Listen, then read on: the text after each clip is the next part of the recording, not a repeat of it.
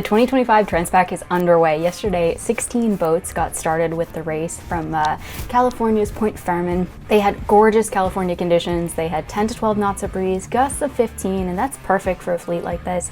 You don't want too little wind or else you just sort of float, and that's exhausting.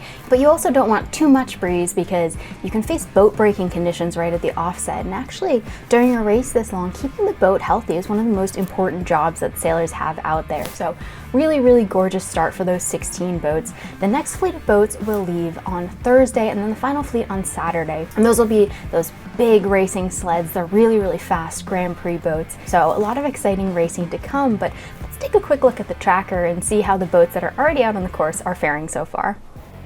From the big picture of this tracker, you can really get a sense of how far these boats actually have to go. This middle curve right here is the halfway point, and then this is 500 nautical miles. So you can really get a sense of just how far it is. I'm going to just start with this big picture model because it's a really good illustration of these highs. These big latitudinal blue stripes here are two different highs that are going to be converging over the coming days. But the tendency is, once you get out on the course, maybe we'll see this during this race, is that if you get stuck up here, the breeze is lighter, so you may be tempted to sail a little bit of a hotter angle, but that'll just keep bringing you north and north and north until you're parked in this big dead zone here. And on the flip side of things, if you head too far south, you're sailing too many miles, as Stan was talking about in a previous episode. So really, the winning strategy for this game is going to be choosing the correct slot to sail in between the north and south routes. As we zoom in on yesterday's starting fleet, you can see they're all still pretty grouped together. They're approaching this synoptic breeze and have got out of this dead zone by shore, which is great because that's going to be a slow ride through here. So far, it looks like the north side of the course is a little bit faster, a little bit more breeze. This will be around 15 knots and moving downwards to them. Below them, we're looking at maybe 10 to 12 knots, so a little bit of a range. It might be a winner for the folks that have stayed north, but we'll see how that shapes up.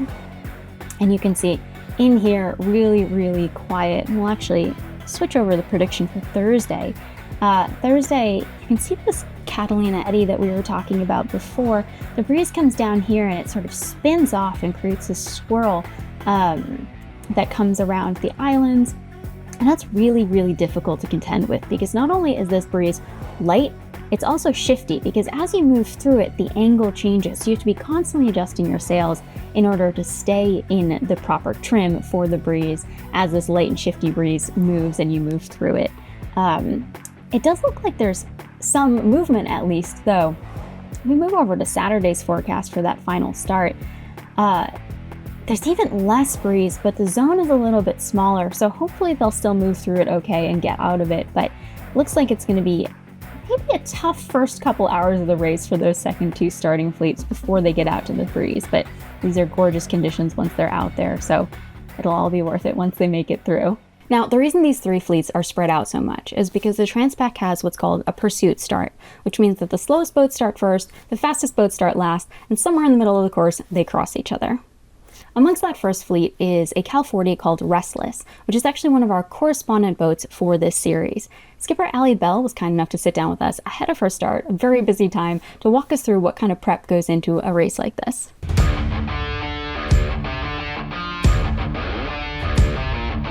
Here we are in Restless, my Cal 40, day before our Transpac starts, so there's still a lot of work going on.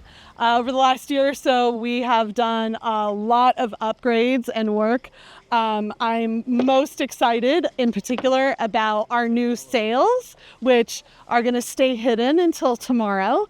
Our water maker, which I knew nothing about water makers about 3 weeks ago, and now I would like to consider myself a little bit of a water maker expert in this one water maker. And then we spent a lot of time sort of developing the crew. We've all been friends for years and years.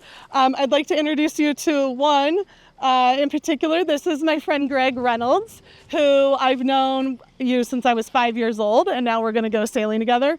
Greg is one of the best sailors I know, but on our practice race, anytime I came on deck, There was no breeze and we were going approximately 0 knots, 0.2 if we were lucky. So Greg is now the chef aboard and we look forward to his great meals across the Pacific. And we just put all the food. So are you feeling ready for that? I'm ready. Great. I can't wait. It's going to be a fun trip. Well, glad you're here so we can all eat well. Eating's important, but also these boats, a lot of people love these boats. And yesterday I got to have a nice long chat with Stan Honey, who is a very well-known navigator, will be navigating a boat in this race. He's also famous for being a Cal 40 sailor. So we got to have a long chat about some tips and tricks for depowering downwind while still getting to keep our kite up.